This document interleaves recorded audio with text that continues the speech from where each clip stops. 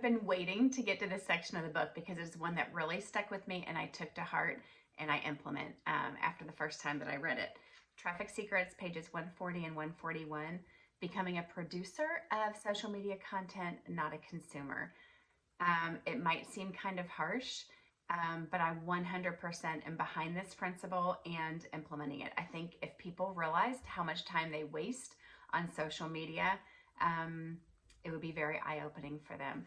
In fact, if you're not sure if you're spending a lot of time wasting it on social media, I would challenge you to do like a time check where for a week, every 15 minutes, you write down what you just spent the last 15 minutes of your time on, and see how much time you're spending just doing this, thinking that you're working your business, thinking that you're helping yourself in some way when you're really not.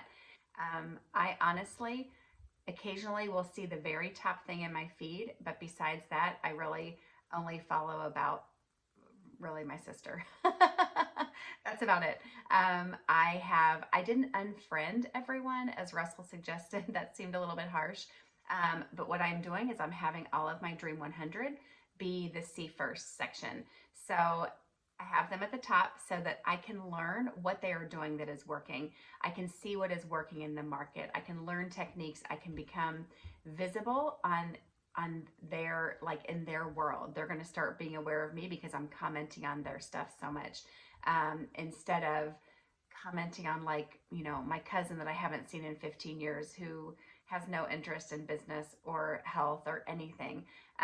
Or if I know that a friend is about to have a baby, I might go, you know, follow her for a little bit or check out her feed on purpose. But I do not do general social media at all. I actually got on social media only because I wanted to use it for my business. So I'm very like rock solid, rigid on following people and spending time.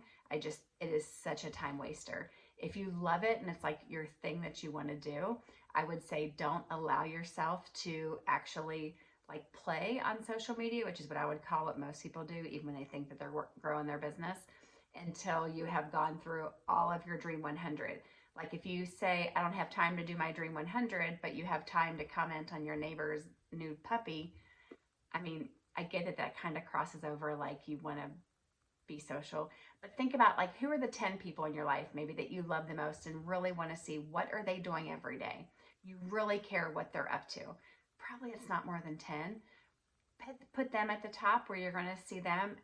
You know, your old friend from middle school who gets on there and complains about politics, that is not helping your business at all to go in there and even waste your time seeing it or commenting on it.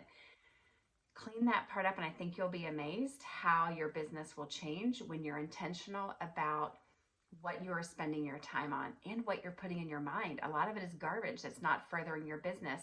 Instead, if what you put in your mind are people who are successful in this business, and that's what you're focusing on, you're seeing their positivity and their business tactics, that is what's going to grow your business in multiple ways.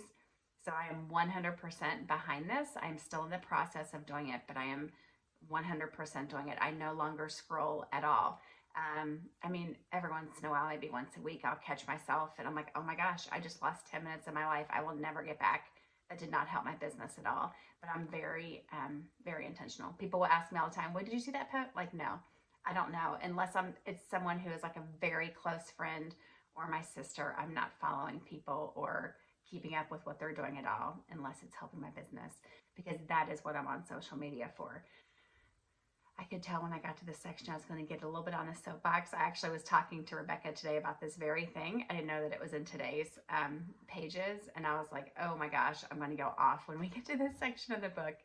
And I did, because I believe it so strongly. I think people get caught up in, oh, I got to use social media to grow my business, and people literally waste an hour, 2 hours a day doing mindless things that do not help their business in one iota. And maybe that's like your fun thing that you do for the day. If that's the case, I would not allow yourself to do that until after you have done all of your Dream 100. Because if you have time to do that, you have time to build your Dream 100. Truth bomb.